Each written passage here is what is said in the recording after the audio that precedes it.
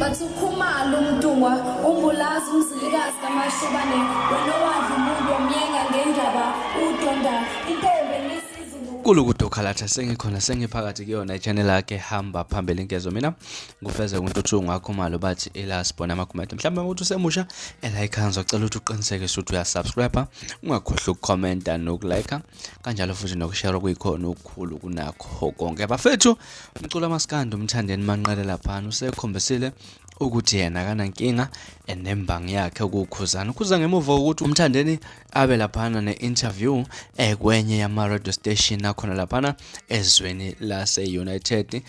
Kingdom okuyizwe uMthandeni avakashele kulo laphana ukuyojabulisa abantu ngomculo wakhe. Kune interview uzwakala impela acela ithuba elokuthi abongoza kwabo abambesene nabo laphana eSouth Africa endemeni umculo kaMaskandi ke ngathi impela abala abantu laphana abambesene nabo kanye abakhonzela laphana lisalanga nangephutha igama likaKhuzani umfo kaMpungose mhlambe ukuthi mhlambe ubungakayiboni le video lena mhlambe awungikhola uzothi ngiqamba manga awuke ubambe la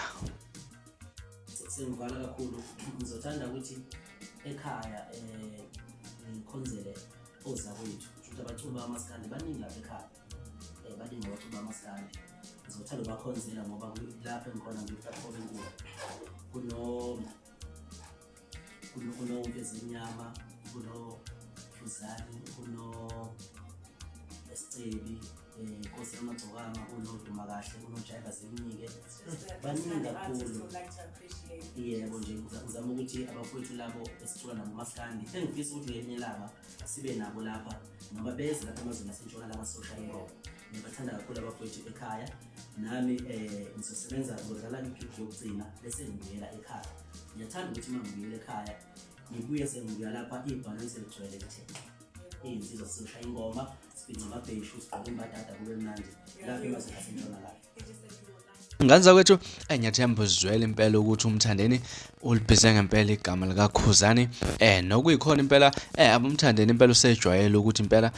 laphana akuveze ukuthi akanayo inxa okanye akanayo inkinga noKhuzani bafethu athemba abantu abaningi sebayibonile nje uzokhumbula ukuthi emidlalweni ade ukhona laphana eVetse uMthandeni uke wafika impela eyohalalesela insizwa ezingoKhuzani laphana emidlalweni webhola ezazinawo laphana nezinye zensizwe nje ecula umaskandi mhlawumbe la ekuthini kwakho uPaula kodwa nje mina ngokolwami uvo laphana okanye ngokolwami umbono laphana sengibonile ukuthi uMthandeni akanayo inkinga noKhuzani nengigqugquzela impela ukuthi abalandeli impela engathi bangamkhuthaza umfo kaMpungose laphana ukuthi naye akhombise ukuthi akanayo okanye akhombise ukuthi uyathanda ukuthi alamukele